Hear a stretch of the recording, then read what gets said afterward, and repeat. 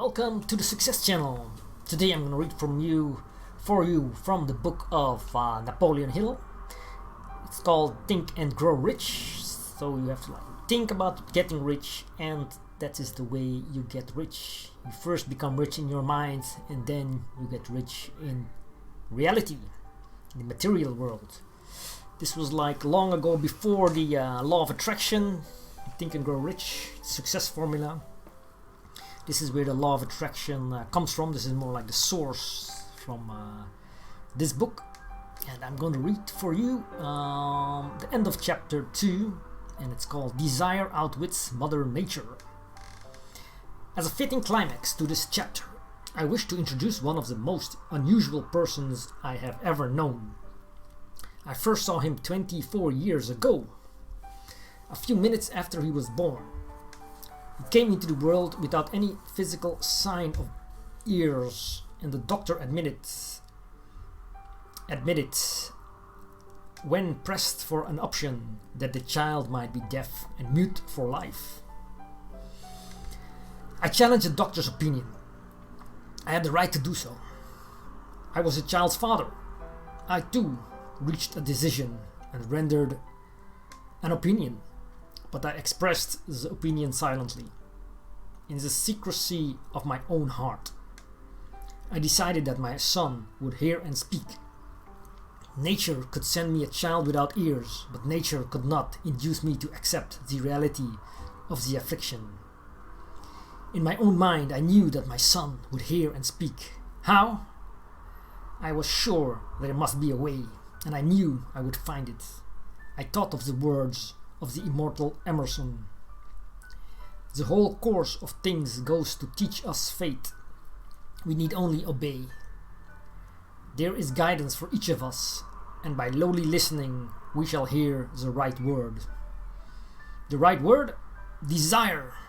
More than anything else, I desired that my son should not be deaf, a deaf mute. From that desire, I never receded, not for a second. Many years previously, I had written, "Our only limitations are those we set up in our minds." For the first time, I wonder if that statement were true. Lying on the bed in front of me was a newly born child, without the natural equipment of hearing. Even though he might hear and speak, he was obviously disfigured for life. Surely, this was a limitation which that child had not set up in his own mind. What could I do about it? Somehow, I would find a way to transplant into that child's mind my own burning desire for ways and means of conveying sound to his brain without the aid of ears. As soon as the child was old enough to cooperate, I would fill his mind so completely with a burning desire to hear that nature would, by methods of her own, translate it into physical reality. All this thinking took place in my own mind, but I spoke of it to no one. Every day I renewed the pledge I had made to myself not to accept a deaf mute for a son. As he grew older and began to notice and to take notice of things around him, we observed that he had a slight degree of hearing. When he reached the age of children, when children usually begin talking, he made no attempt to speak, but we could tell by his actions that he could hear certain sounds slightly. That was all I wanted to know.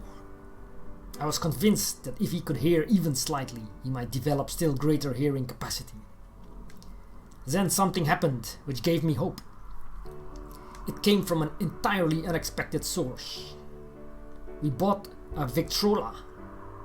When the child heard the music for the first time, he went into ecstasies and promptly appropriated the machine. He soon showed a preference for certain records. Among them, It's a Long Way to Tipperary. On one occasion, he played that piece over and over for almost 2 hours, standing in front of the Victrola, with his teeth clamped on the edge of the case. The significance of this self-formed habit of his did not become clear to us until years afterward, for we had never heard of the principle of bone conduction, of sound at that time. Shortly after he appropriated the Victrola, I discovered that he could hear me quite clearly when I spoke with my lips touching his mastoid bone, or at the base of the brain. These discoveries placed in my possession the necessary media by which I began to translate into reality my burning desire to help my son develop hearing and speech. By that time he was making steps at speaking certain words. The outlook was far from encouraging, but desire backed by faith knows no such word as impossible. Having determined that he could hear the sound of my voice plainly, I began immediately to transfer to his mind the desire to hear and speak. I soon discovered that the child enjoyed bedtime stories, so I went to work, creating stories designed to develop in him self-reliance, imagination, and a keen desire to hear and to be normal. There was one story in particular, which I emphasized by giving it some new and dramatic coloring each time it was told. It was designed to plant in his mind the thought that his affliction was not a liability, but an asset of great value. Despite the fact that all the philosophy I had examined clearly indicated that every adversity brings with it the seed of an equivalent advantage. I must confess that I had not the slightest idea how this affliction could ever become an asset. However, I continued my practice of wrapping that philosophy in bedtime stories, hoping the time would come when he would find some plan by which his handicap could be made to serve some useful purpose. Reason told me plainly that there was no adequate compensation for the lack of ears and natural hearing equipment. Desire backed by faith pushed reason aside and inspired me to carry on. As I analyze the experience in retrospect, I can see now that my son's faith in me had much to do with the astounding results. He did not question anything I told him. I sold him the idea that he had a distinct advantage over his older brother, and that this advantage would reflect itself in many ways. For example, the teachers in school would observe that he had no ears, and because of this, they would show him special attention and treat him with extraordinary kindness. They always did. His mother saw to that by visiting the teachers and arranging with them to give the child the extra attention necessary. I sold him the idea too that when he became old enough to sell newspapers, his older brother had already become a newspaper merchant. He would have a big advantage over his brother, for the reason that people would pay him extra money for his wares, because they could see that he was a bright, industrious boy, despite the fact that he had no ears. We could notice that gradually the child's hearing was improving. Moreover, he had not the slightest tendency to be self-conscious because of his affliction.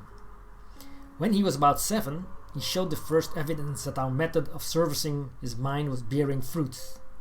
For several months he begged for the privilege of selling newspapers, but his mother would not give her consent. She was afraid that his deafness made it unsafe for him to go on the street alone. Finally, he took matters in his own hands. One afternoon, when he was left at home with the servants, he climbed through the kitchen window, shined to the ground, shinnied to the ground, and set out on his own. He borrowed 6 cents in capital from the neighborhood shoemaker, invested it in papers, sold out, reinvested, and kept repeating until late in the evening after balancing his account and paying back the 6 cents he had borrowed from his banker. He had a net profit of 42 cents. When we got home that night, we found him in bed asleep, with the money tightly clenched in his hand. His mother opened his hand, removed the coins, and cried. Of all things, crying over her son's first victory seemed so inappropriate. My reaction was the reverse. I laughed heartily, for I knew that my endeavor to plant in the child's mind an attitude of faith in himself had been successful. His mother saw in his first business venture a little deaf boy who had gone out in the streets and risked his life to earn money. I saw a brave, ambitious, self-reliant little businessman whose stock in himself had been increased 100%, because he had gone into business on his own initiative and had won. The transaction pleased me because I knew that he had given evidence of a trait of resourcefulness that would go with him all through life. Later events proved this to be true. When his older brother wanted something, he would lie down on the floor, kick his feet in the air, cry for it, and get it. When the little deaf boy wanted something, he would plan a way to earn the money, then buy it for himself. He still follows that plan. Truly, my own son has taught me that handicaps can be converted into stepping stones on which one may climb towards some worthy goal, unless they are accepted as obstacles and used as alibis. The little deaf boy went through the grades, high school and college, without being able to hear his teachers, excepting when they shouted loudly at close range. He did not go to school for the deaf. We would not permit him to learn the sign language. We were determined that he should live a normal life and associate with normal children, and we stood by that decision, although it cost us many heated debates with school officials.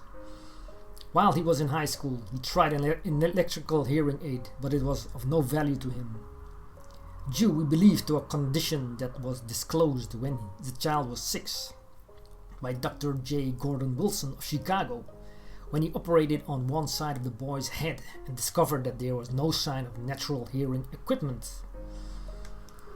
During his last week in college, 18 years after the operation, something happened which marked the most important turning point of his life. Through what seemed to be a mere chance, he came into possession of another electrical hearing device, which was sent to him on trial. He was slow about testing it, due to his disappointment with a similar device. Finally, he picked up the instrument and more or less carelessly placed it on his head, hooked up the battery, and lo, as if by a stroke of magic, his lifelong desire for normal hearing became a reality. For the first time in his life, he heard, practically as well as any person with normal hearing. God moves in mysterious ways, his wonders to perform. Overjoyed because of the changed world which had been brought to him through his hearing device, he rushed to the telephone, called his mother, and heard her voice perfectly. The next day, he plainly heard the voice of his professors in class, for the first time in his life. Previously, he could hear them only when they shouted at short range. He heard the radio, he heard the talking pictures. For the first time in his life, he could converse freely with other people, without the necessity of their having to speak loudly. Truly, he had come into possession of a changed world. We had refused to accept nature's error, and by persistent desire, we had induced nature to correct that error through the only practical means available. Desire had commenced to pay dividends, but the victory was not yet complete. The boy still had to find a definite and practical way to convert his handicap into an equivalent asset. Hardly realizing the significance of what had already been accomplished, but intoxicated with the joy of his newly discovered world of sound, he wrote a letter to the manufacturer of the hearing aid, enthusiastically describing his experience. Something in his letter, something perhaps which was not written on the lines but back of them, caused the company to invite him to New York. When he arrived, he was escorted through the factory, and while talking with the chief engineer, telling him about his changed world, a hunch, an idea, or an inspiration, call it what you wish, flashed into his mind.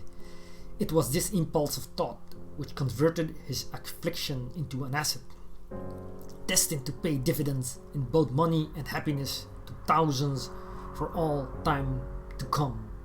The sum and substance of that impulse of thought was this: it occurred to him that he might be of help to the millions of deafened people who go through life without the benefit of hearing devices. If he could find a way to tell them the story of his changed world, then and there he reached the decision to devote the remainder of his life to rendering useful service to the hard of hearing.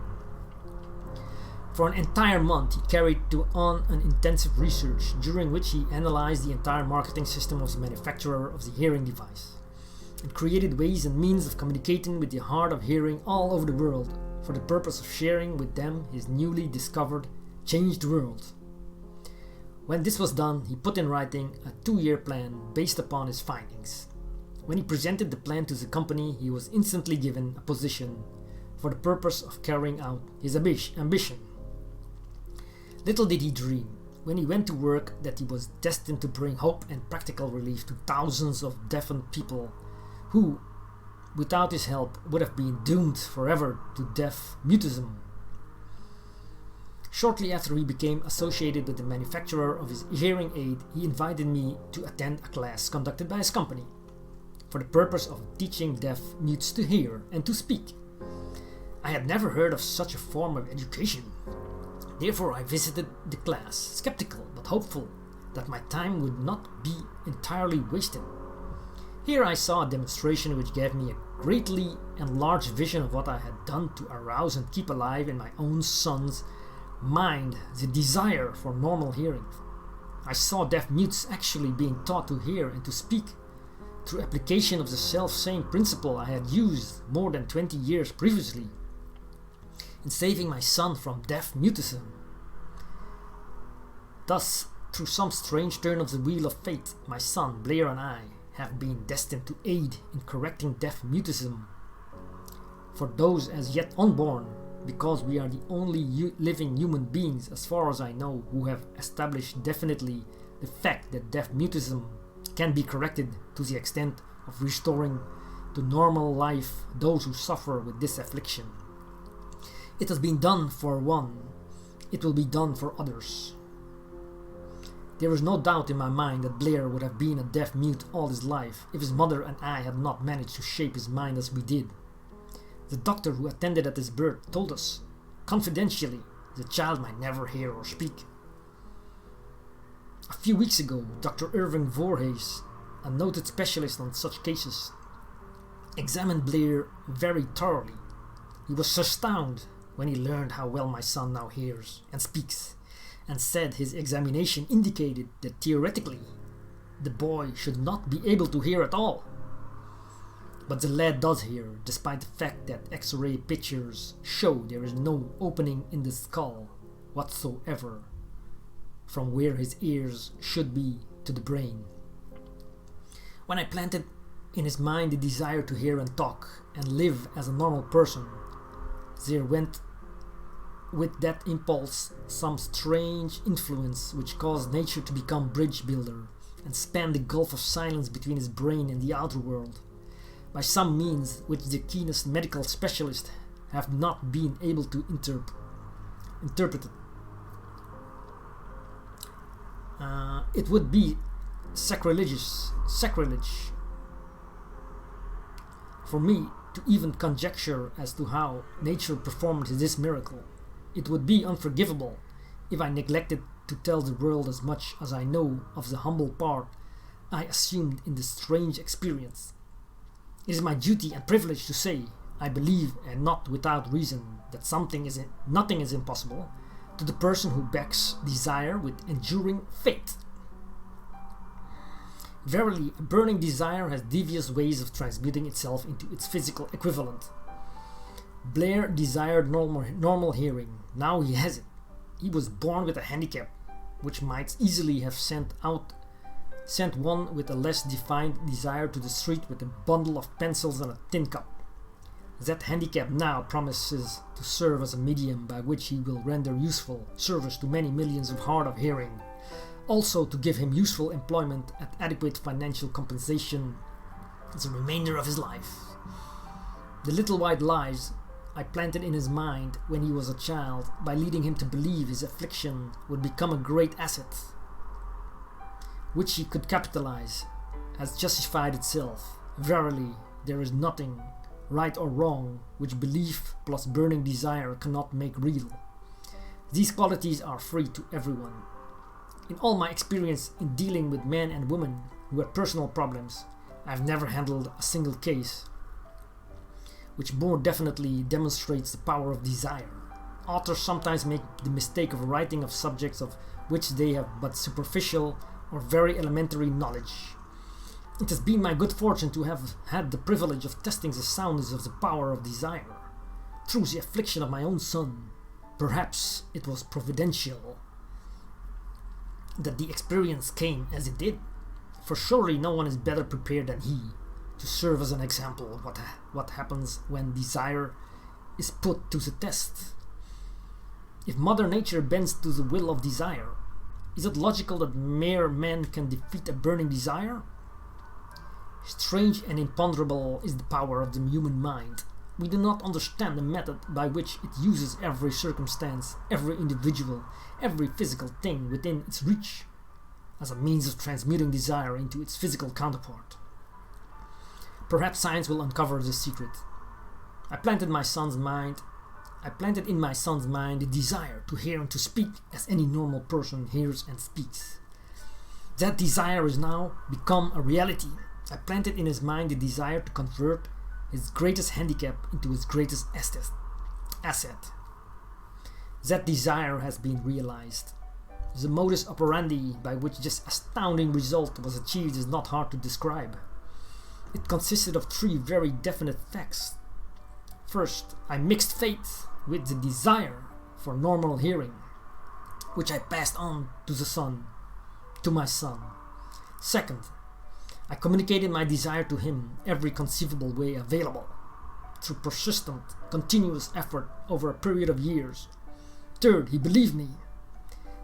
And this chapter was being completed.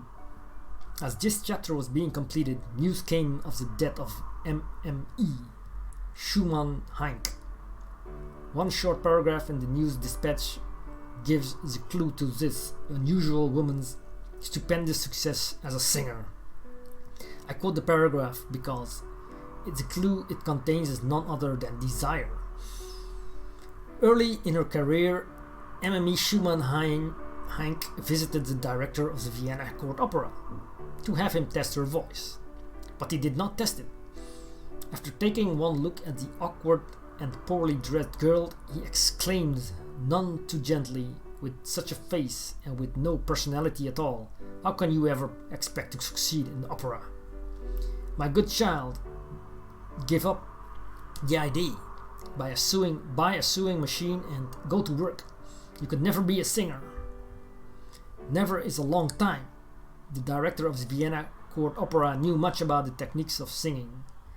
He knew little about the power of desire when it assumes the proportion of an obsession. If he had known more of that power, he would not have made the mistake of condemning genius without giving it an opportunity. Several years ago, one of my business associates became ill. He became worse as time went on, and finally was taken to the hospital for an operation. Just before he was wheeled into the operation room, I took a look at him and wondered how anyone as thin and emaciated as he could possibly go through a major operation successfully. The doctor warned me that there was little, if any, chance of my ever seeing him alive again. But that was the doctor's opinion. It was not the opinion of the patient. Just before he was wheeled away, he whispered feebly, "Do not be disturbed, Chief. I will be out of here in a few days." The attending nurse looked at me with pity. But the patient did come through safely. After it was all over, his physician said nothing but his own desire to live saved him. He never would have pulled through if he had not refused to accept the possibility of death. I believe in the power of desire backed by faith because I have seen this power lift men from lowly beginnings to places of power and wealth. I have seen it rob the grave of its victims. I have seen it serve as a medium by which men staged a comeback after having been defeated in 100 different ways. I have seen it provide my son with a normal, happy, successful life, despite nature's having sent him into the world without ears. How can one harness and use the power of desire? This has been answered through this and the subsequent chapters of this book. The message is going out to the world. At the end of the longest and perhaps the most devastating depression America has ever known, it is reasonable to presume that the message may come to the attention of many who have been wounded by the depression, those who have lost their fortunes, others who have lost their positions and great numbers who must reorganize their plans and stage a comeback. To all these I wish to convey the thought that all achievement, no matter what may be its nature or its purpose, must begin with an intense burning desire for something definite. Through some strange and powerful principle of mental chemistry, which she has never divulged, nature wraps up in the impulse of strong desire, that something which recognizes no such word as impossible and accepts no such reality as failure. Well, thank you for watching the end of the chapter 2. The next video I'll continue with chapter 3. And don't forget to join my new skin team. You can see in the other videos, also down below, my sponsor ID. Join me and we will get rich together.